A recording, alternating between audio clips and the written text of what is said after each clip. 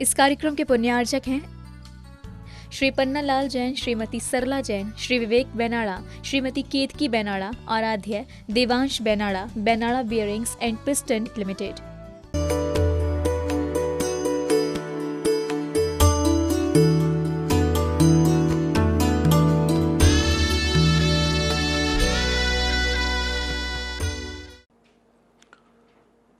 नमो अरिहन्ताणं नमो सिद्धाणं नमो आयर्याणं नमो वज्रायाणं नमो लोये सव्वसाहुणं।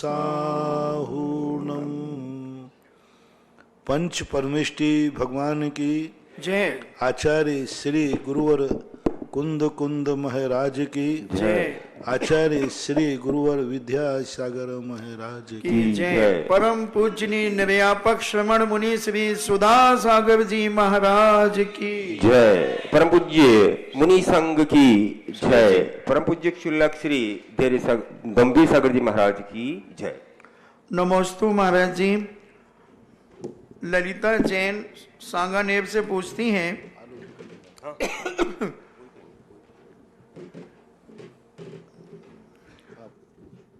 किसी व्यक्ति के वीरांतराय कर्म का उदय होने के कारण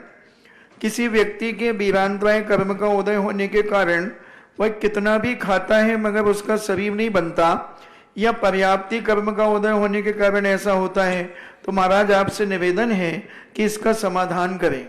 वीर्यांतराय कर्म का क्षयोपशम तो हर चीज में चाहिए, लेकिन वीर्यांतराय कर्म के क्षयोपशम के लिए 9 कर्म की जरूरत होती है।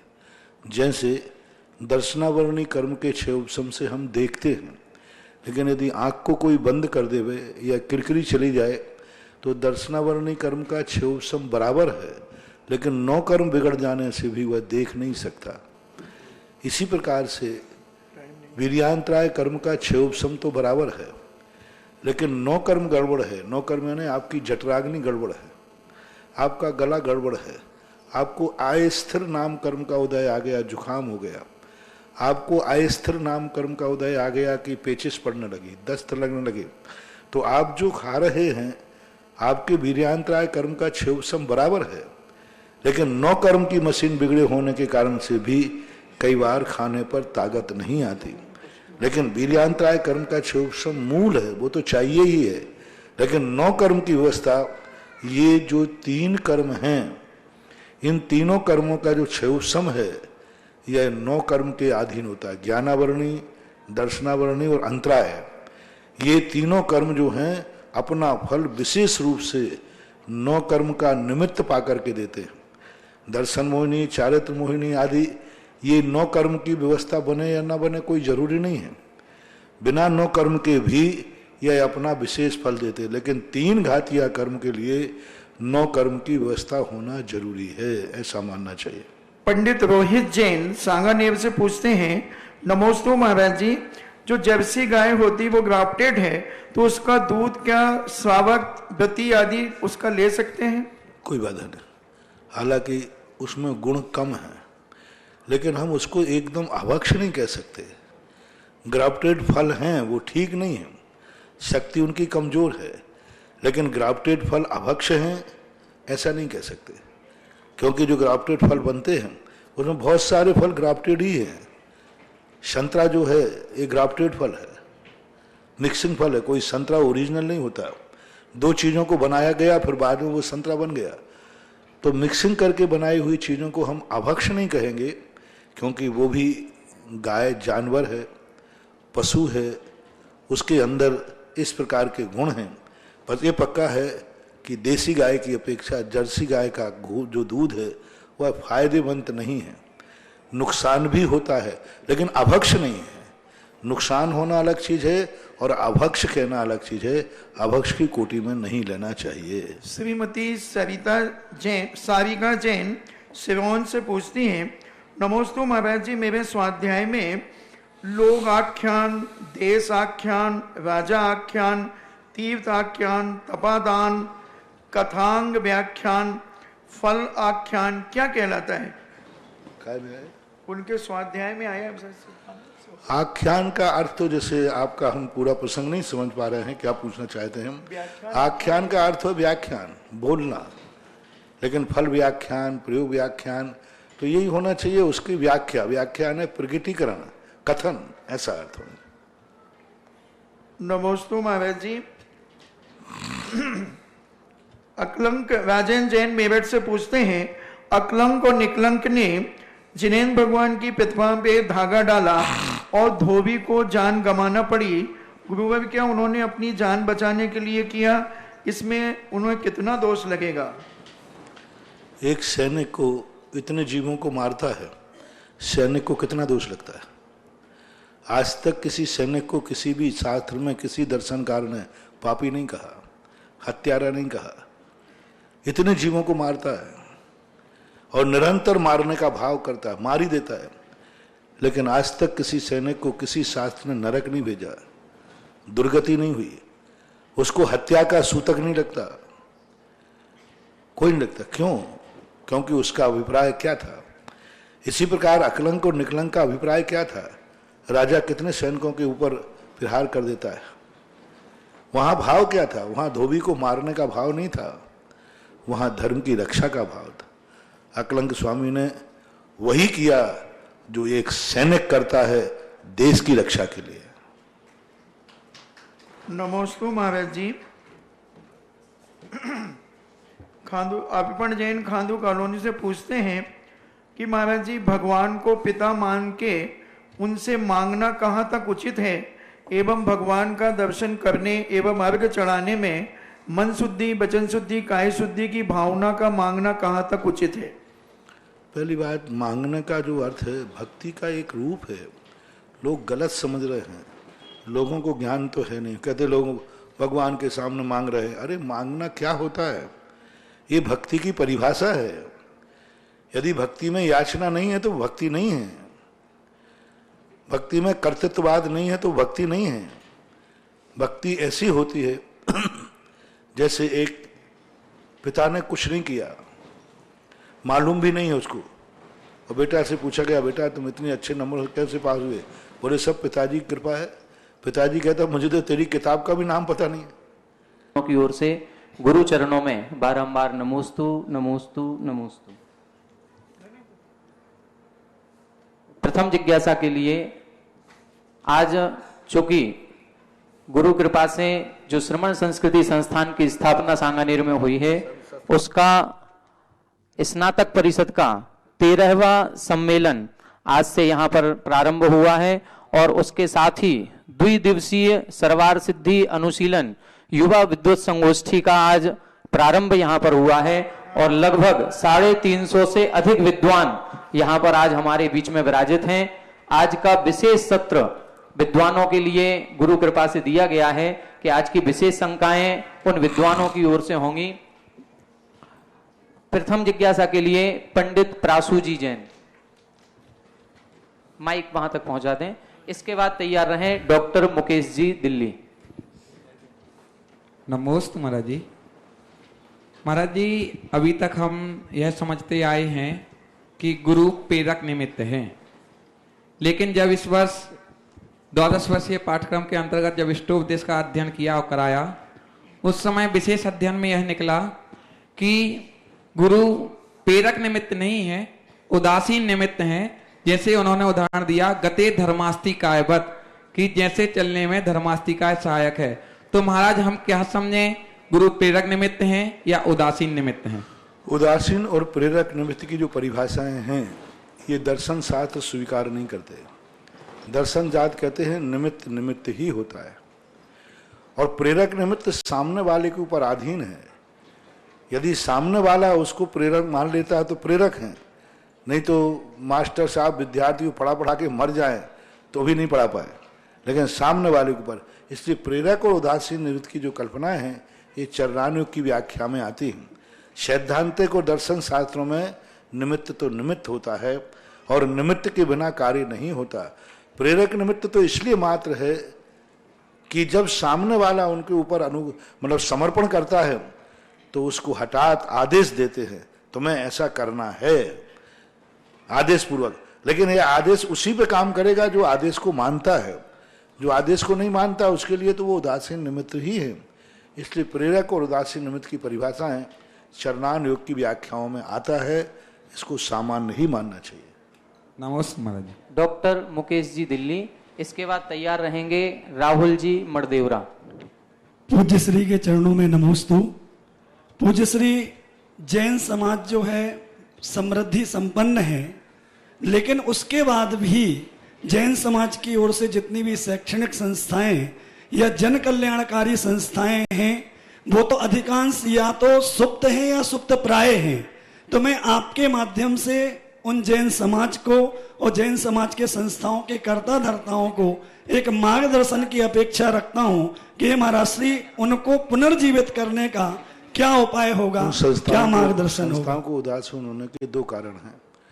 पहला कारण तो है कि वो इतने घटिया स्तर पर बनाई गई हैं और सोच करके बनाई गई हैं। जितने भी अच्छे कार्य बनाए जाते हैं वो सोच करके बनाए जाते हैं गरीबों के लिए, मजबूरों के लिए, कर्म के जो मारे हैं उनके लिए। जितनी जैन समाज संस्था खोलती है अनाथों के लिए खोलती है। कोई भी संस्था का उद्देश्य होगा गरीबों के लिए। कोई नहीं पढ़ पा रहे हैं, कोई नहीं कर पा रहे हैं कोई अस्पताल खोल देंगे और विद्यालय खोल देंगे, बेचारे गरीब लोग। तो जो जो चीज़ें गरीबों के लिए खोली जाती हैं वे चीज़ें ज़्यादा नहीं चलती हैं, उनका बहुत जल्दी अंत हो जाता है। और जो संस्था अमीरों को ध्यान में रख के खोली जाए कि इस संस्था में अमीर लोग दवाई करने आएंगे, इस संस्था में अमीर लोग पढ़ने आएंगे, वो संस्था कभी डूब नहीं सकती। मंदिर भी यदि गरीबों के लिए बनाए जाएंगे इन मंदिरों के अतिशय खत्म हो जाएंगे। यदि मंदिर ये बना के जाएगा, इन मंदिरों में चक्रवर्ती एक दिन आ सकता है, इन मंदिरों में मुनिराज भी एक दिन वंदना कर सकते हैं, इन मंदिरों में देवता भी एक दिन आ सकते हैं। तो वे देवता अतिशयकारी होंगे, वे मंदिर अतिशयकारी होंगे। गरीबों को निषेध नहीं है लेकिन उद्देश्य वही रखा जाता है। हमारे यहाँ एक आदर्श विवाह परंपरा रखी गई थी। किस उद्देश्य से? गरीबों के उद्देश्य से। बंद हो गई क्योंकि अमीरों ने उसको बंद कर दिया। इसलिए मैंने इसके विवाह का नाम चक्रवर्ती विवाह रखा है कि गरीबों का विवाह नहीं, अमीरों का विवाह है। मैं गरीबों पर बहुत दया करता हूं, लेकिन कोई भी संस्था गरीबों को नहीं खोलता। कोटा के अंदर छात्रावास खुला, मैंने पहला प्रस्ताव रखा इसमें गरीब का प्रवेश वर्जित रहेगा, गरीब प्रवेश नहीं कर सकेगा, ये नियम बना दिया गया। तो लोग कह रहे हैं महाराज जी आप नियम मत बनाओ, मैंने कहा नोट करो, इसमें प्रस्ताव में पास होगा। अब मैंने कहा तो पास तो करना ही पड़ेगा, पास कर लिया और फिर नीचे लिखवाया गरीब छात्रावास के दरवाजे से वापस नहीं जाएगा। लेकिन संस्था में गरीब प्रवेश नहीं करेगा। आज वो संस्था चल रही है क्योंकि एक से एक अमीर लोगों के बच्चे पढ़े, क्योंकि वहां लिखा हुआ है अमीरों का छात्रावास। तो हम यदि संस्था के अच्छे विचार रखें, उच्च विचार रखें तो संस्था चलेगी। दूसरे संस्था में जो पदाधिकारी होते हैं, जो सांप बन के कुंडली मार के बैठ जाते हैं, समाज के नहीं चाहने पर बैठ जाते हैं, समाज हटाना चाह रही है लेकिन वो नहीं छोड़ना पाते व्यामोह के कारण से, तो वे धीरे धीरे संस्थाएं छोड़ जाते। संस्था उन्हीं लोगों के द्वारा चले जिसको सारी समाज चाहे। लोगों को ऐसी बात नहीं है, जिंदगी भर लोगों को छोड़ना नहीं चाहते। आज देखो आपके संस्थान को 25 साल, कितने 20 साल 25 साल होने को है। ऐसे पदाधिकारी आज भी संस्था में 25 साल हो गए, कोई कमेटी, कोई समाज कमेटी को बदलना ही नहीं चाहती। और वो कह रहा है कि मुझे छोड़ो, मैं छोड़ना चाहता हूं, मुझे छोड़ो। राणा जी मुझसे 10 बार सब कह चुके महाराज जी मुझे कमेटी में नहीं रहना, छोड़ो, अब नए लोगों को मौका दो, नए लोगों को मौका दो। और नए लोग कहते हैं कि हम आपको छोड़ने वाले नहीं हैं जब तक आप कार्य कर रहे हैं। तो जारी जनता भी ऐसी बात नहीं है, अच्छे लोगों को जिंदगी भर के लिए चाहती है। अभी आप लोगों ने देखा ना, आपके जो संचालन कर रहे हैं पुलक जी और विकास जी ने इस बार स्नातक सम्मेलन का इतना अच्छा मैनेजमेंट किया, इतना बढ़िया किया कि सभी लोगों ने उनको दोबारा बनाने का प्रस्ताव रख दिया। रखा कि नहीं अभी जी? वो तो मैं नहीं बोलता था तो बात हो गया था। कितनी खुशी हुई। मैंने कहा कि देखो इतना बढ़िया इनके हमारा सब लोगों का भाव है कि नहीं अगली साल भी यही रखें। लेकिन मेरे बेटे तो सभी है ना, तो अपना महाराज श्री अध्यक्ष तो जी मेरा के तो लिए भाव ये होता है कि भाई सबको भी नंबर धीरे धीरे जाता है, लेकिन इनकी योग्यता का तो मूल्यांकन हो ही गया ना, इनको तो पुरस्कार मिल ही गया कि पब्लिक ने, जनता ने इनको। और बेनारा जी जैसे, बेनारा जी तुरंत कहते थे नहीं भैया अब रहने तो एक बार ही ठीक है। बेनारा जी खुद कह रहे कि नहीं, इतना बढ़िया कार्य किया है कि इनको द्वारा बनाया जाए। बस हमारे पूज्य आचार्य महाराज कहा करते हैं, कहीं भी जाओ तुमने अच्छा कार्य किया कि नहीं किया, यदि वहां के लोग तुम्हारे लिए द्वारा चाहें तो तुम्हारा चतुर्मास अच्छा हुआ, और कहें कि निपट गया तो समझ लेना तुम्हारा काम बेकार हुआ। तो अच्छे कार्य की प्रशंसा होती है। तो संस्थाओं में ऐसे लोग पकड़ के जो बैठ जाते हैं उस कारण से डूबते हैं। जितने में से आप लोगों के जो जितने पुराने छात्रावास हैं, सब छात्रावास जीवित हो सकते हैं। वहां के लोगों की दुर्नीतियों के कारण से छात्रावास डूब रहे हैं। 2-3 छात्रावास तो आपको भी मालूम है, जैसे वहां से थोड़े से उनका हृदय विशाल हुआ तो वे आज उठना भी चालू हो गए। चलो नमोस्तु महाराज। पंडित श्री राहुल जी मरदेवरा, इसके पश्चात तैयार रहेंगे विकास जी शास्त्री ललितपुर। महाराज श्री नमोस्तु। वर्तमान में कुछ साधु पूजन पद्धति है जो बोल रहे हैं टीवी पे कि ऑनलाइन करना चाहिए। अपने मंदिर में आप टीवी लगा लीजिए, हम यहाँ से ऑनलाइन मंत्र बोलेंगे, मंदिर में बैठ के आप ऑनलाइन पूजन कीजिए। क्या ये अनुचित है या उचित है? दूसरा, वर्तमान में आप महाराज जी हम लोगों के लिए निर्देश देते हैं कि समाज से पैसा नहीं लेना चाहिए, ना अपने मुख से मंगाना चाहिए।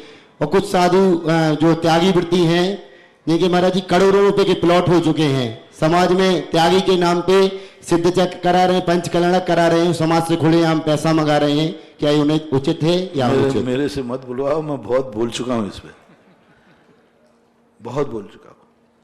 बहुत समाज बहुत अंधी है। मैं तो कहता हूं त्यागी वृत्ति का जो भेष है, उस भेष को कभी पैसा देना ही नहीं चाहिए, और या फिर उनका भेष बदलवा देना चाहिए। महाराज भेष बदल दे फिर देगा कौन?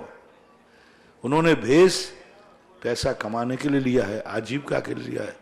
माँ बेटो सबके लिए मेरा कहना है, यदि वो नरक जा रहे हैं तो आपको उनकी बराबरी करके नहीं जाना। उनको तो जहाँ जाना है वो जाएंगे, अपन को तो अपना रास्ता चुनना चाहिए, क्योंकि गलत है, ऐसा नहीं होना चाहिए, बहुत गलत हो रहा है, होना ही नहीं चाहिए। आगम तो यही बात कहता है कि भेष को और देवसाद गुरु को कभी आजीविका का साधन नहीं बनाना चाहिए। ऐसा महाराज श्री इसमें एक प्रश्न और था कि जो साधु ऑनलाइन बोल रहे हो टीवी पे बैठ के, आप ऑनलाइन हम लोग यहाँ से मंत्र बोलेंगे, आप घर पे बैठ के पूजन पद्धति कीजिए। मैं ये सब चीजों को ज्यादा जानता नहीं हूँ, क्या कर रहे मंत्र तो कोई चीज अपने आप में सामने ही होना चाहिए। इस संबंध में मेरा ज्यादा नॉलेज नहीं है और मैं ज्यादा नॉलेज रखना भी नहीं चाहता हूँ। भगवान करे ये चीजें मुझे जिंदगी में कभी समझ में ही नहीं आवे, मैं इन सब चीजों से ना समझ बना रहूं, यही मेरी भावना है।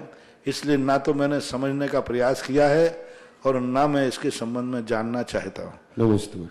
नमोस्तु महाराज जी।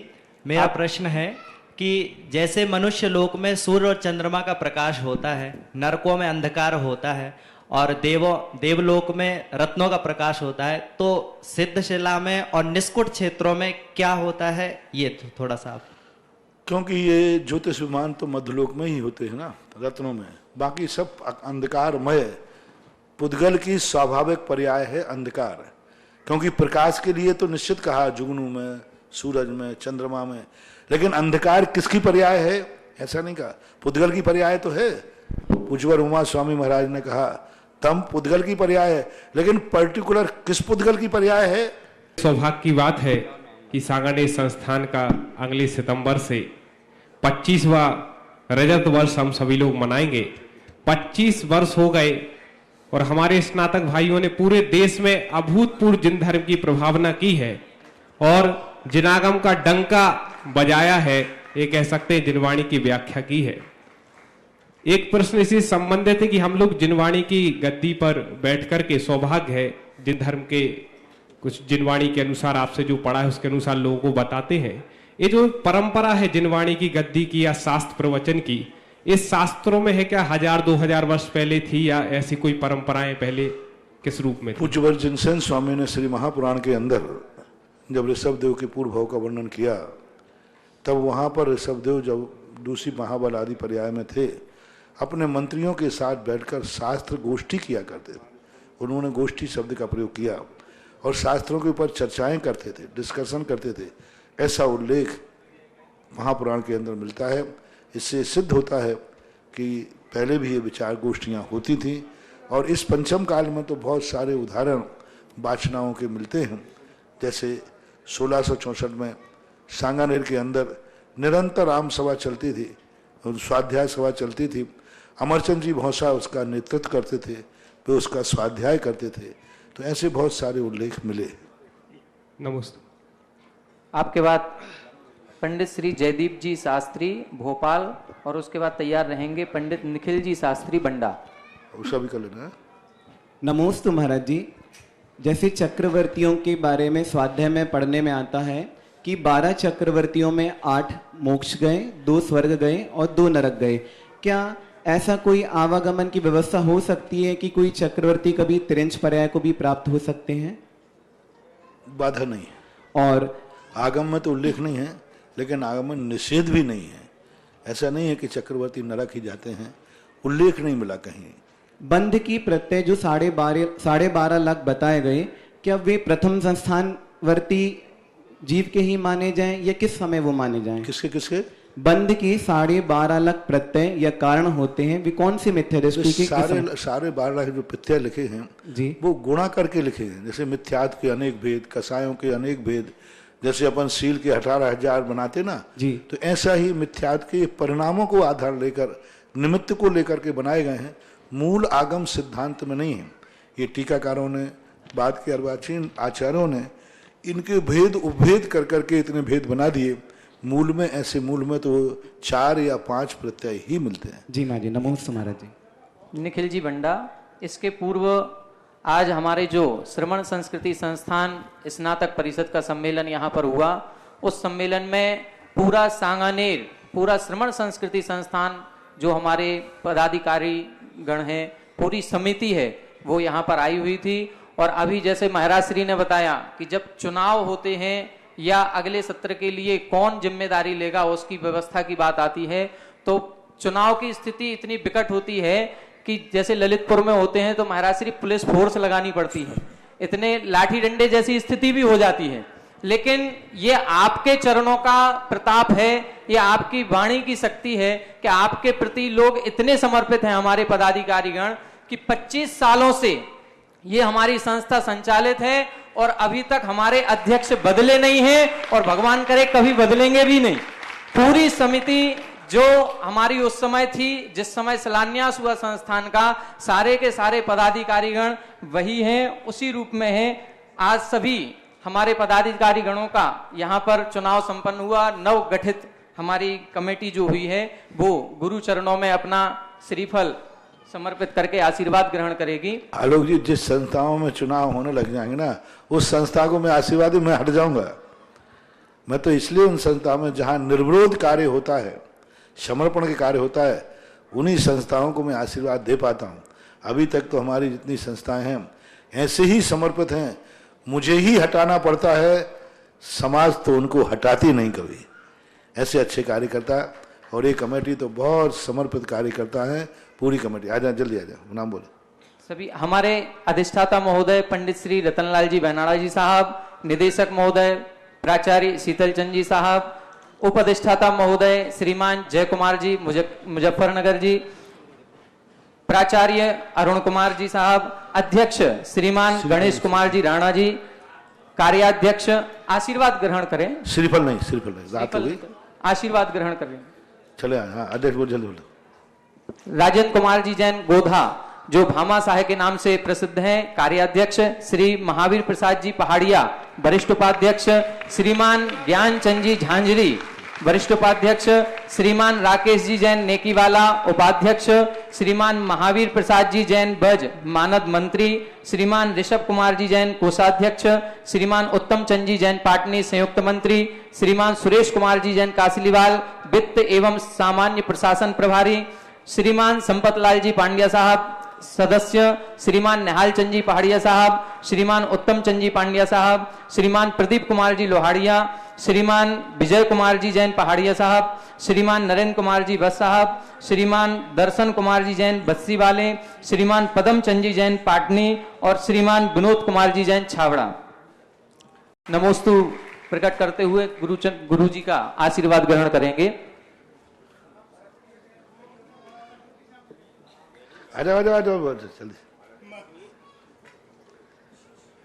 महाराज श्री के आशीर्वाद से मुझे लगता है कि इस संसार में बहुत सारे व्यक्तिगत संस्थाएं, मंदिर, समाज के ऐसे चुनाव होते रहते हैं, लेकिन मुनि श्री का आशीर्वाद जिन भी संस्थाओं पर है, मुझे लगता है कि जिन जिन संस्थाओं पर गुरु जी का आशीर्वाद है उसमें कभी विवाद होते ही नहीं है और व्यक्ति अपने आप समर्पित होकर के निर्विघ्न निर्विरोध अपने आप ही अध्यक्ष मंत्री का चुनाव वहां पर हो जाता है। ऐसे हमारे गुरु जी का आज सब लोग इन कमेटी की मेहनत, बनर्जी वगैरह हैं ही हम लोग तो सब, लेकिन कमेटी की अथक मेहनत से आज देखो सभी लोग, भाई लाइव वाले सब इनको दिखाओ, देखो ये कितने होनहार विद्वान इन 15-20 सालों के अंदर ये निधि निखर के आई है जो आपके सामने बैठी।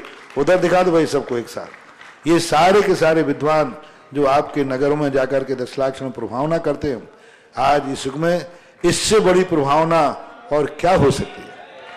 हाँ, और कमेटी के द्वारा जो मैंने खुद कहा कई बार कि मेरे द्वारा न जाने कितने तीर्थ क्षेत्र बने, कितने हुए, लेकिन मुझे किसी क्षेत्र पे इतना गर्व नहीं है जितना कि श्रमण संस्कृति संस्थान सांगानेर पर गर्व।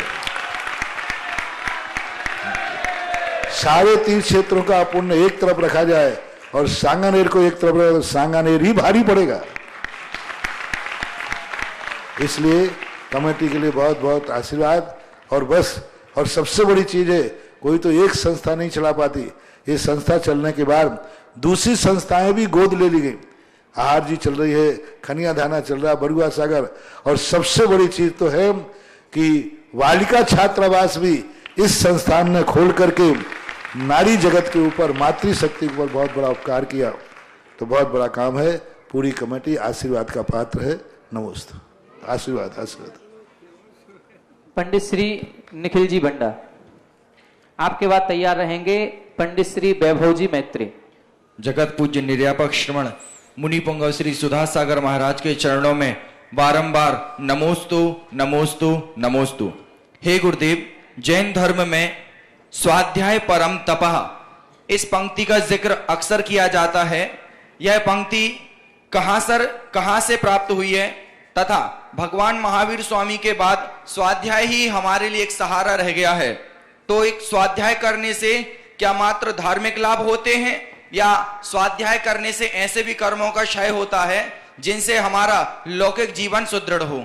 नमोस्तु महाराज। स्वाध्याय को तप के अंतर्गत तो लिया ही है, 12 तपों के अंतर्गत, और परम तप के अंदर कार्तिकेय अनुप्रेक्षा के अंतर्गत यह शब्द का प्रयोग किया। महापुराण के अंदर भी इस शब्द का प्रयोग आया है। पद्मनंदी पंचविंशतिकार ने भी इस शब्द का प्रयोग किया है। तो स्वाध्याय का परम तप का अर्थ इतना ही हुआ क्योंकि स्वाध्याय के माध्यम से ही तो हमारे लिए आज सब कुछ जो भी चारित्र है, जो भी गुण हैं, सब स्वाध्याय से आते। यदि अपने पास स्वाध्याय नहीं होता तो हम भी इतना प्रवचन कहाँ से दे पाते। यदि स्वाध्याय नहीं होता तो आप लोग शास्त्रीय आचार्य कहाँ से बन पाते। इसलिए आज पंचम काल में स्वाध्याय ही मूल कारण है। इसलिए क्योंकि स्वयं की अवधि ज्ञान, रिद्धि सिद्धियाँ आदि है नहीं, आज आगम ही प्रमाण है, आगम चक्षु साहू। इसलिए इस प्रकार की बातें शास्त्र में आती हैं। मुनिश्री, जो इसमें बात कही गई है कि स्वाध्याय से क्या मात्र धार्मिक लाभ है, जैसे 12 वर्षीय स्वाध्याय हुआ या हम नित्य स्वाध्याय करते हैं, क्या इससे तपसा निर्जरा आया है? तो ऐसे कर्मों की निर्जरा वो होती है जिनसे हमारा लौकिक जीवन सुदृढ़ हो अथवा धार्मिक। वो स्वाध्याय जो है चारित्र के साथ दो चीजों की अपने यहाँ है, कोई भी कीमत होती है। जैसे आज प्रातः काल मैंने कहा था, चारित्र के साथ स्वाध्याय है तो वह निर्जरा का कारण है, और चारित्र विहीन स्वाध्याय है वो रावण के समान निष्कारी कार्य। स्वाध्याय अकेला नहीं, स्वाध्याय के पीछे जैसे प्रातः काल योग के संबंध में कहा था ना, योगी नहीं, योग के पहले संयम की बात कही गई। संयम पूर्वक स्वाध्याय है तो वो परम तप है, और संयम नहीं है तो परम तप नहीं है, बल्कि वह विनाश का भी कारण बन जाता है। नमस्ते महाराज। महाराज श्री हमारे जो सांगानेर संस्थान की कमेटी है वो तो सांगानेर संस्थान के प्रति समर्पित है ही, लेकिन आपके आशीर्वाद से जो पढ़ करके हमारे स्नातक विद्वान निकले हैं ये भी संस्थान के प्रति उतने ही निष्ठा उतने ही समर्पण भाव से जुड़े हुए हैं और आपके आशीर्वाद से आज इतना सक्षम हो चुके हैं कि इन्होंने कुछ छात्रों ने प्रतिवर्ष 11,000 रुपए की राशि देने की घोषणा यहां पर की हुई है कि हम अब इतने सक्षम हो गए हैं कि हमने यदि संस्थान में पढ़ाई की है तो हम भी अपनी तरफ से एक बच्चे को गोद लेते हैं और प्रतिवर्ष 11,000 रुपए देकर के उस बच्चे के पालन पोषण के लिए हम भी अपनी राशि देंगे। ऐसे आशीष जी पथरिया, अरविंद जी दिगोड़ा, सुमित जी कानपुर, अनंतवल्ले जी सोलापुर, वैभव मैत्रे जालना, विपुल खोत कोल्हापुर, अक्षय हंजे जयसिंहपुर, लवलेश महाजन नांदेड़, जितेंद्र जी झलोन। इनमें देखें 5-6 नाम तो महाराष्ट्र से हैं, जो महाराष्ट्र से होने के बाद भी संस्थान के प्रति बहुत समर्पित हैं। वैभव जी जो अभी जिज्ञासा करेंगे, आज इनका आलेख भी था, बहुत सुंदर आलेख इनका हुआ और इन्होंने भी 11,000 रुपए की राशि दी है। विगत वर्ष भी करीब 60 विद्वानों ने ये घोषणा की थी और उन्होंने अपनी राशि विगत वर्ष की जमा भी करवा दी है। ऐसे वैभव जी शास्त्री। ये बहुत बड़ा कार्य है। सवाल 11,000 का नहीं है, सवाल अपना उपकारी के प्रति, उपकार के प्रति जो अपना परिणाम आया, ये तुम्हारे लिए ये 11,000 नहीं, ये तुम्हारे लिए ये एक अपनी जिंदगी में उस ऊंचाई तक ले जा पाएंगे जहां तुम्हें जिंदगी में कभी अपनी जिंदगी की आवश्यकताओं के लिए दूसरे के सामने हाथ नहीं फैलाना पड़ेगा। क्योंकि जो उपकार और उपकारी को भूल जाता है वह जीवन में कृतघ्नि के रूप में जाना जाता है। जो उपकार और उपकारी को नहीं भूलता है उसके जीवन में नियम से कोई ना कोई रूप में ऐसे कार्य होते रहते हैं जो उनको आगे के लिए विकास करते रहते हैं। आगे के लिए तैयार रहेंगे राकेश जी भारिल। महाराज जी के चरणों में त्रिवार नमोस्तु नमोस्तु नमोस्तु महाराज जी। जालना समाज और समस्त महाराष्ट्र की ओर से भी आपके चरणों में नमोस्तु महाराज जी। महाराज श्री, सुबह चर्चा में आपने कहा कि महाराष्ट्र में सम्यक दर्शन की थोड़ी कमी है, लेकिन विगत 2 सालों से नहीं, पिछले 4-5 सालों से पंडित प्रवर श्री बैनाला जी के सबसे ज्यादा शिविर महाराष्ट्र में ही लग रहे हैं और उन्होंने वहां पर बहुत अच्छी धर्म प्रभावना की महाराष्ट्र में। आज शाम को 5:30 बजे सबके घरों से मात्र जिज्ञासा समाधान के द्वारा आपकी ही आवाज घर से बाहर आ रही है और वहां पर बहुत बढ़िया सम्यक दर्शन का प्रचार प्रसार हो रहा है। गांव-गांव में संयम स्वर्ण महोत्सव के स्तंभ खड़े हो गए हैं, तो क्या ये पंचम काल का सुवर्ण काल माना जाएगा? और दूसरी बात महाराज जी, जो एलोरा है वहां पर लड़कों का हॉस्टल बहुत अच्छा है और वहां की गुफाएं प्रसिद्ध है, कीर्ति स्तंभ भी और हाथकरघा भी वहां पर चल रहा है। अभी पहाड़ के पास पाटनी डॉक्टर वहां के हैं, उन्होंने अपनी जमीन दान दी है और जालना की संयम स्वर्ण महोत्सव कमेटी वहां पर प्रतिभा स्थली स्थापन करना चाहती है। तो छात्रावास के रजत जयंती के उपलक्ष्य में क्या वहां पर अगले साल आपका आशीर्वाद मिल जाए और वहां पर उसका भूमि पूजन हो जाए, ऐसी हम सब की ओर से भावना है। बाकी महाराज की जो बात ही कही, जब भी बैनाला जी महाराष्ट्र के शिविर की और उत्तर भारत के शिविर की बात आती है तो मैं कहता हूँ उत्तर भारत का शिविर छोड़ देना, दक्षिण भारत का मत छोड़ना, क्योंकि वहाँ बहुत ज़रूरत है। जहाँ क्योंकि आज जैसे आपने कहा 2-4 सालों से बहुत अच्छा प्रभाव पड़ रहा है, बहुत बढ़िया चल रहा है और ऐसे ही चलना है। मैं तो चाहता हूँ कि दक्षिण भारत की समाज भी उत्तर भारत के समान समृद्ध और बहुत ऊंचाई पर से आज इस क्षेत्र पर तीर्थ रक्षक बनकर 1,11,000 रुपए की राशि की घोषणा की है। श्री कार्तिक जी, गीताली जी, नितिन जी, ईशु जी जैन निवासी दिल्ली, इनने 1,11,000 रुपए की राशि से तीर्थ रक्षक बनने का सौभाग्य प्राप्त किया है। तो तीर्थ क्षेत्र कमेटी की ओर से आपके दान की अनुमोदना और परम पूज्य श्री के आशीर्वाद से जो सहस्त्रकूट जिनालय यहाँ बनने जा रहा है उसमें एक मूर्ति आज घोषणा की है। चित्तौड़गढ़ के पूज्य श्री के अनन्य भक्त परिवार श्री महेंद्र कुमार जी, हेमेंद्र जी, अमित जी, अक्षत जी, टोंगिया परिवार चित्तौड़गढ़, एक प्रतिमा इन्हें विराजमान करने का सौभाग्य प्राप्त किया है। और आज परम पूज्य श्री के आहारचर्या का सौभाग्य प्राप्त किया था श्रीमान नेमीचंद जी, मुकेश कुमार जी, दिनेश कुमार जी वेद चेची वालों ने, और ये सौभाग्य प्राप्त करके आपने भी एक मूर्ति सहस्त्रकूट जिनालय में स्थापित विराजमान करने का सौभाग्य प्राप्त किया है। आप सभी परिवारों के दान की अनुमोदना। आगे आलोक जी। पंडित श्री राकेश जी शास्त्री भारिल, इसके बाद हमारे श्रावकों में उपस्थित अध्यक्ष सहपुरा भिटोनी नरेंद्र जी। गुरुवर के चरणों में बारंबार नमोस्तु। महाराज श्री, जितने भी सिद्ध क्षेत्र अक्षय क्षेत्र हैं, ये बहुत ही शुभ और शुद्ध वर्गणा वाले क्षेत्र होते हैं, पवित्र वर्गणा वाले क्षेत्र होते हैं। लेकिन ऐसा देखा जाता है कि उस क्षेत्र के आसपास लौकिक विकास बहुत कम देखा जाता है। मतलब कि वहां पर तो जैन समाज कहीं पर तो बिल्कुल है ही नहीं, या कहीं पर बहुत कम है। तो ऐसा क्या मतलब कि कारण हो सकता है? दो कारण है। पहला कारण है, धर्म कोई अपने पास ग्रस्तों को, असंयमों को नहीं बसाना चाहता, क्योंकि असंयम असंयम ही होता है। तो जहाँ धर्म होता है वहाँ पर गृहस्थी यदि बसेंगे तो नियम से असंयम होगा, गलत होगा। दूसरा कारण है कि कई स्थान इतने पावन थे, वहाँ इतने गंदे कार्य होने लगे कि उसने उन लोगों को बर्बाद कर दिया और वहाँ से उनको भागना पड़ा। अच्छे स्थान के ऊपर यदि कोई गलत कार्य करने के लिए बसेगा तो अच्छा स्थान उनको वहाँ से उजाड़ेगा, भगाएगा। यही मूल कारण बनता है। और आज पंचम काल में अपन देखते हैं कि जो जो अच्छे अच्छे स्थान हैं वहाँ किस प्रकार की बस्तियाँ बस गई, किस प्रकार की स्थिति बन रही हैं, तो ये एक कारण बन जाता है। नरेंद्र जी अध्यक्ष सहपुरा बिठोनी, इसके बाद तैयार रहेंगे विकास जी कटनी। महाराज श्री के चरणों में सहपुरा जैन समाज का बार बार नमोस्तु। आर्य का संज्ञा का आपके चरणों में नमोस्तु। महाराज श्री, मेरी एक जिज्ञासा है।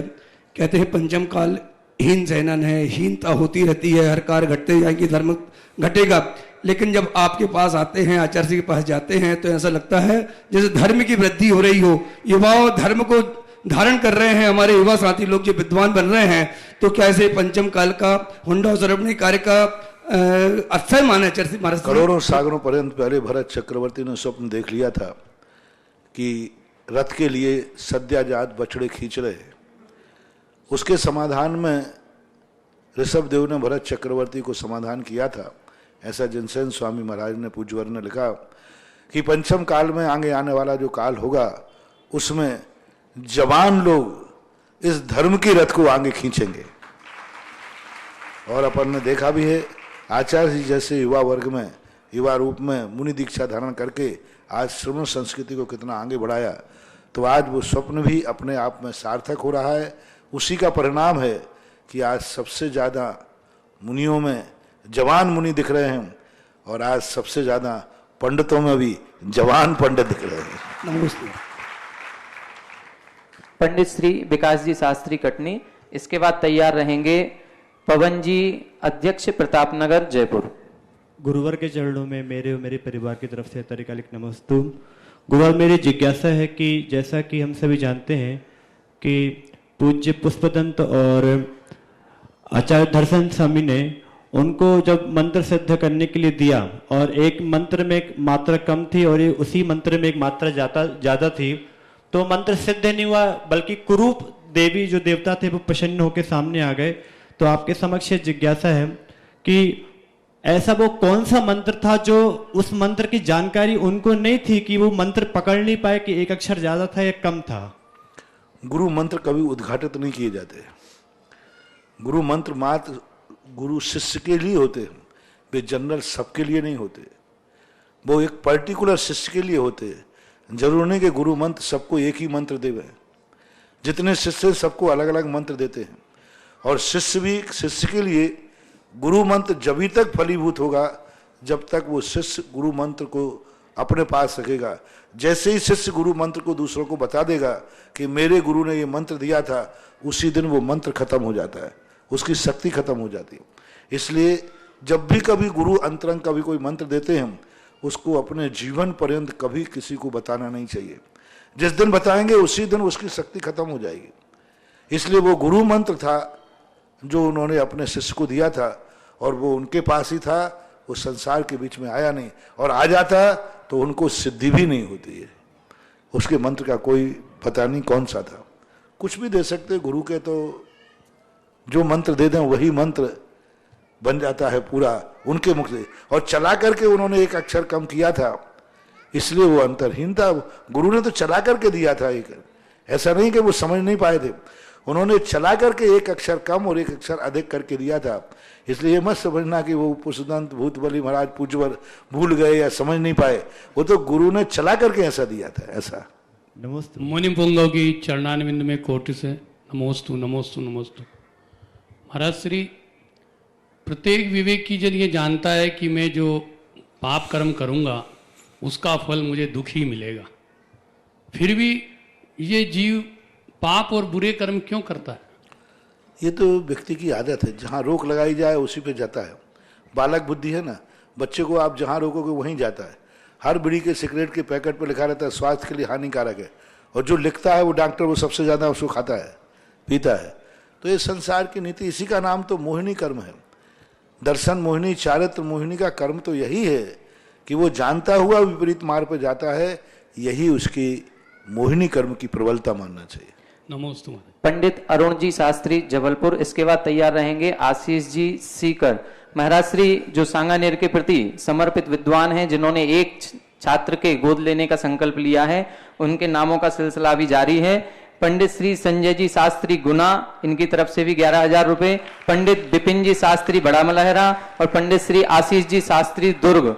महाराज श्री अभी ये सिलसिला जारी है और ये निरंतर इतना बढ़ेगा कि 365 दिन के 365 नाम हमारी तरफ से होंगे जो संस्थान सांगानेर से पड़े हुए हैं। ये ही आगे सांगानेर संस्थान में जितने विद्यार्थी रहेंगे उन सबके भोजन आदि की व्यवस्था कर देंगे।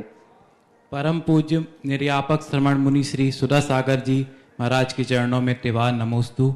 महाराज जी, मेरी शंका यह है कि कार्य की शुद्धि के लिए बहिरंग जो शुद्धि की जाती है और अंतरंग शुद्धि है, उसमें अधिक महत्व किसका है? क्योंकि संसार में एक बात प्रसिद्ध है कि मन चंगा तो कटौती में गंगा। दूसरी ओर हम देखते हैं कि जब महामस्तकाभिषेक आदि कुछ कार्यक्रम छोटे छोटे मंदिरों में भी होते हैं तो वहाँ शुद्धि का ध्यान नहीं रखा जाता, तो उस समय किसको महत्व दिया जाए? पूज्यवर सुखचंद्र महाराज ने श्री ज्ञानार्णव जी के अंदर स्पष्ट एक श्लोक दिया है, सर्वे नाम शुद्धि नाम भाव शुद्धि प्रशस्ते। सभी शुद्धियों में भाव शुद्धि प्रसिद्ध है, मूल है। लेकिन इसका अर्थ दुरुपयोग न करके भाव शुद्धि का बहाना लेकर के द्रव्य की अशुद्धि पूर्णता धारण करें तो उससे प्रमाद हो जाता है। जहाँ हमारे शास्त्रों में भावों की महिमा गाई गई, वहाँ कई सतलाचार्यों ने द्रव्य को बिल्कुल ही छोड़ दिया, द्रव्य से मतलब ही नहीं रखा। यदि हम भाव शुद्धि की मुख्यता ज़्यादा बखान कर देते हैं तो थोड़ी बहुत जो बाह्य शुद्धि है इसको पूर्णता त्याग कर देंगे। लेकिन वो तो समझदार लोगों के लिए है, जिन्होंने द्रव्य शुद्धि पूरी धारण कर ली है, उनके लिए कहा गया है कि द्रव्य शुद्धि सब कुछ नहीं है, भाव शुद्धि मुख्य। संयम, द्रव्य संयम जो धारण कर लें उनके लिए भाव संयम की बात है। जो द्रव्य संयम ही धारण नहीं करें उनके लिए भाव संयम क्या? जो द्रव्य पूजा करते हैं उनसे कहा गया भाव पूर्वक पूजा करो, भाव शुद्धि पूर्वक। लेकिन जो द्रव्य पूजा ही नहीं करते हैं उनको भाव शुद्धि का कोई मूल्यांकन नहीं है, ऐसा लेना चाहिए। नमोस्तु महाराज। पंडित श्री आशीष जी शास्त्री सीकर, इसके बाद तैयार रहेंगे पंडित उमेश जी शास्त्री कुड़ीला। महाराज श्री, एक शंका आई है यहाँ पर कि मेरी जिज्ञासा यह है कि उबले पानी की मर्यादा 24 घंटे है, आटे की मर्यादा 3 दिन की है, तो रोटी की मर्यादा 6 घंटे की क्यों? रोटी में क्या है कि अब दोनों का मिलने के संयोगज पर्याय बन जाती है, क्योंकि उसमें पानी और आटा दोनों मिल जाते हैं। दोनों मिलने पर आपने देखा होगा, इसके लिए प्रत्यक्ष देख लो ना, आटा को आप एक कटोरी में रख दीजिए और एक रोटी रख दीजिए, रोटी में जल्दी फफूंद आ जाएगा, आटे में जल्दी फफूंद नहीं आएगा। आटा एक कटोरी में 2 दिन भी रखा रहेगा, लेकिन रोटी आप 3 दिन रख दीजिए, दूसरे दिन ही उसके अंदर फफूंद आ जाएगा। तो जो संयोगज पर्याय बन जाती है आटे और पानी का मिलने से, उससे जीवों की उत्पत्ति जल्दी होती है। ये आप लोग खुद प्रैक्टिकल कर सकते हो। पंडित श्री आशीष जी शास्त्री सीकर, इसके बाद तैयार रहेंगे उमेश जी शास्त्री कुड़ीला। मेरी आस्था के केंद्र मुनि पुंगव सुधा सागर जी के महाराज के चरणों में मेरा बारंबार नमोस्तु नमोस्तु एवं सकल दिगंबर जैन समान सीकर की तरफ से आपके चरणों में बारंबार नमोस्तु। महाराज श्री, मेरी एक शंका कि भगवान के आगे 1008 और मुनियों के आगे 108 लगाने का शास्त्र प्रमाण क्या जाने, इसका विस्तार से वर्णन कहाँ देखने को मिलेगा? कहीं भी देखने को नहीं मिलता, ऐसा कोई भी हमें शास्त्रों में लिखने को नहीं मिला, ना मुनियों के साथ ना आचार्यों के साथ। अभी परंपरा कब से कैसी चली है इसका कोई आदि नहीं मिल रहा है। पूज्यवर शांति सागर महाराज के बाद ही कहीं देखने में आई, उसके पहले किसी भी साधु आचार्य के साथ शास्त्रों में नहीं आई। भगवान के साथ 1008 नामों का तो उल्लेख मिलता है, लेकिन 1008 लिखने की जो परंपरा है यह भी कहीं देखने में नहीं आई। भगवान के जो 10 अतिशय होते हैं उसमें 8 सहस्त्राधिक यानी 1008 चिन्हों का वर्णन तो 10 अतिशयों में आता है कि इससे वो युक्त होते हैं, लेकिन भगवान के साथ 1008 लगाने की परंपराएं ये कब से कैसे चली, इसका कोई शास्त्रीय प्रमाण नहीं है। मेरे गुरुवर के चरणों में बार बार नमोस्तु नमोस्तु नमोस्तु। महाराज श्री, वर्तमान में धर्म को अवनत करने की बहुत कोशिश की जा रही है।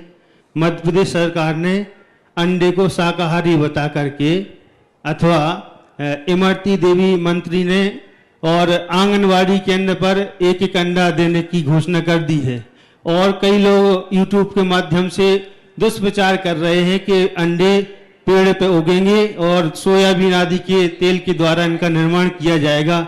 महाराज जी, इसका विरोध किस प्रकार से किया जाए? इसके विरोध में पहली बात है, जो मुर्गी से पैदा नहीं हो रहा उसका नाम अंडा रखो ही मत ना, पंडा रख दो ना, डंडा रख दो, कुछ रख दो, कोई भी नाम रख दो अंडे, जब वो अंडा है ही नहीं। एक किसी ने कहा महाराज आलू यदि ऊपर हो जाए, तो मैंने कहा उसका नाम आलू क्यों रख दे, कोई दूसरा नाम रख दो। तो यही बात है कि वो अंडा नाम क्यों? यदि मान लीजिए ऐसा कोई फल आप बना रहे हैं जो कि पेड़ पे उगेगा, तो उसको अंडे का नाम मत दो, उसका कोई दूसरा नाम फल दे दो नाम, क्योंकि नाम के माध्यम से वह इस पर अपन जोर दे सकते भाई इसका अंडा नाम क्यों दे रहे। जब मुर्गी से पैदा ही नहीं हो रहा है, वृक्ष पे स्पर्श लग रहा है, तो फल है। लेकिन अभी तक तो ऐसा कहीं देखने में आया नहीं कि वृक्ष पे भी फल लग रहे हैं। हाँ, आजकल ग्राफ्टेड करके अंडे के आकार का बताते, एक वृक्ष बताते जो मनुष्य के आकार के पत्ते लगते हैं, फल फूल रखते हैं, तो लगते हैं उसे आकृतियां हैं। अब इसके विरोध के संबंध में तो क्या करें, प्रजातंत्र है ये, तो जब वोटों के माध्यम से जब आते हैं उस समय होना चाहिए, विरोध होना चाहिए। अब इसके लिए क्या, क्योंकि सब मांसाहार की तरफ दौड़ रहे हैं, जहां देखो वहां पर मांसाहार की स्थितियां बन रही हैं। अब विनाशकालीन विपरीत बुद्धि यही कह सकते हैं, अपना जितना जोर बने, जहां जिसका प्रभाव हो वहां इसका विरोध करना चाहिए। नमस्ते नमस्ते। पंडित श्री अंकित जी अशोकनगर, इसके बाद तैयार रहेंगे आशीष जी जबलपुर। महाराज श्री, अभी 3 नाम और आ गए हैं। पंडित श्री नरेंद्र जी शास्त्री महाराष्ट्र, पंडित श्री जिनेन्द्र जी शास्त्री मथुरा, पंडित श्री मनोज जी शास्त्री आहार जी। आपने भी 11,000 रुपए प्रतिवर्ष संस्थान को देने की घोषणा की है, बहुत बहुत धन्यवाद। नमस्ते महाराज जी, आपने जो कई वर्षों पहले छात्रावास की स्थापना की, जैन धर्म की पताका तो ऊंची गई, साथ ही साथ संस्कृत भाषा का प्रचार भी आपके द्वारा किया गया। मैं आपके सामने कुछ तथ्य बताना चाहूंगा कि वर्तमान समय में संस्कृत भाषा को लेकर भारतीय जनता, भारतीय समाज जो हमारी है, वो इसको अपने आगे कुछ भी नहीं मानती है, लेकिन विदेशों में इसका प्रचार बहुत है। यदि जनसंख्या को लेकर देखा जाए तो भारत में केवल 25,000 लोग ही संस्कृत भाषा को बोलने वाले हैं, जो मातृभाषा के रूप में मानते हैं। लगभग यहाँ बैठे हुए सभी जो विद्वतगण हैं, सभी की आजीविका कुछ भी लिया जाए वो सब संस्कृत भाषा के माध्यम से है। तो ये परम उपकारी संस्कृत भाषा है, तो इसके प्रति जो हमारा कर्तव्य है वो क्या हो सकता है, मार्गदर्शन दे। कोई कर्तव्य, भाषा जिस भाषा में अपने गुरुओं ने शास्त्र लिखे हो उस भाषा को किसी ना किसी रूप में व्यक्ति को जीवित रखना चाहिए। आजीविका मिलती है तो अच्छी बात है, आजीविका न मिले तो आचार्यों के मुख से निकली हुई जो भाषा है उस भाषा को जीवित रखना चाहिए। इसलिए मैंने इस बार प्रस्ताव बनाया कि संस्कृत, प्राकृत और अपभ्रंश ये तीनों भाषाएं 11वीं कक्षा से पहली साल से ही शुरू होना चाहिए और पूरी साल पढ़ाई जाना चाहिए। ऐसा नहीं कि आज 6 महीने के लिए पढ़ा दिया, नहीं, एक रेगुलर पीरियड होगा।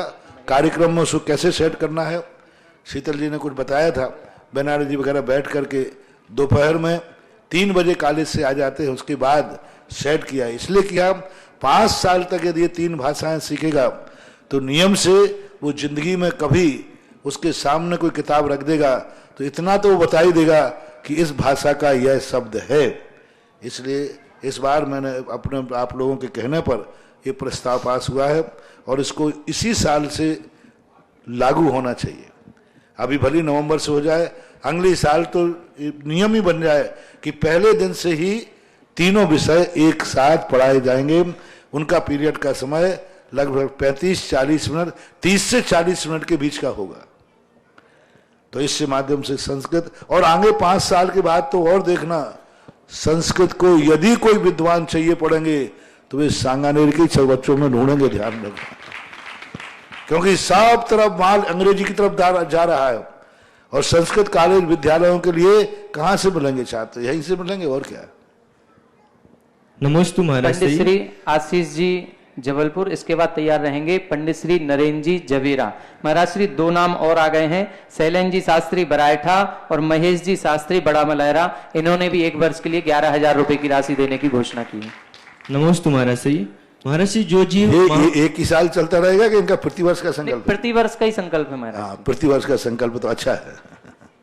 महाराज श्री जो जीव डायरेक्ट महाव्रत नहीं ले पाता है उसके लिए कहा गया कि तुम प्रतिमा के माध्यम से अपने चारित्र को अंगीकार करो, लेकिन महाराज श्री जो सामान्य प्रतिमाधारी व्यक्ति है और जो व्रत प्रतिमाधारी व्यक्ति, मतलब प्रथम प्रतिमाधारी व्यक्ति, दर्शन प्रतिमाधारी व्यक्ति है, इन दोनों के समय दर्शन में अंतर क्या रहेगा? क्योंकि यहाँ पे जो प्रथम प्रतिमा है वो भी कुलाचारों का पालन करता है, वही शब्द सुनो का त्याग करता है, वो भी छठ आवश्यक का पालन करता है, तो इन दोनों में अंतर क्या है? और दूसरा प्रश्न महाराज श्री, इस जो प्रथम प्रतिमा रहेगी इसका क्या गुणस्थान बढ़ेगा? क्या पंचम गुणस्थान होगा? नहीं बढ़ना चाहिए। और दूसरी बात है, प्रथम प्रतिमा एक पहली सीढ़ी है 11 प्रतिमाओं के शुरुआत करने के लिए। उसमें माँ संसार शरीर भोग निर्विण्णा, संसार शरीर भोगों के आदि के प्रति निर्वृत्ति हुई है, उदासीन हुआ है। लेकिन वास्तविक रूप से जो 12 व्रत हैं, 12 व्रत के बाद ही उसको देश व्रत कहा गया। सभी आचार्यों ने देश व्रति जब शब्द का प्रयोग किया तो 12 व्रत के लिए, 12 व्रत के पहले देश व्रत की संज्ञा नहीं दी। और पंचम गुण स्थान की चर्चा जहां जहां भी आई है, सभी पंचम गुण स्थान की परिभाषा में चरणानुग में 12 व्रतों का ही है। इसलिए पहली प्रतिमा एक पंचम गुण स्थान में पहनने का इंटरव्यू है। पंडित श्री नरेंद्र जी शास्त्री जवेरा, इसके बाद तैयार रहेंगे पंडित श्री विवेक जी ललितपुर। नमस्ते महाराज जी।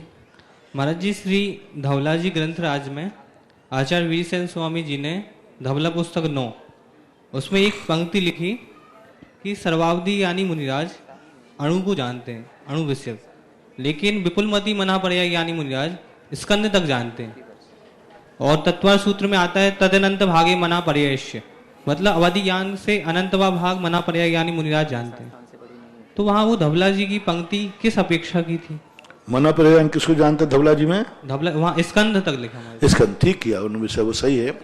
जो यहाँ सूक्ष्मता का जो वर्णन है, ये परमाणु के अनंतवें भाग को मना पर्याय ज्ञानी नहीं जानते, इतने सूक्ष्म को वो जानते हैं, क्योंकि वो विचारों को जानते हैं। अवध ज्ञानी डायरेक्ट पदार्थ को जानता है और मना पर्याय ज्ञानी मन में स्थित पदार्थ को जानता है।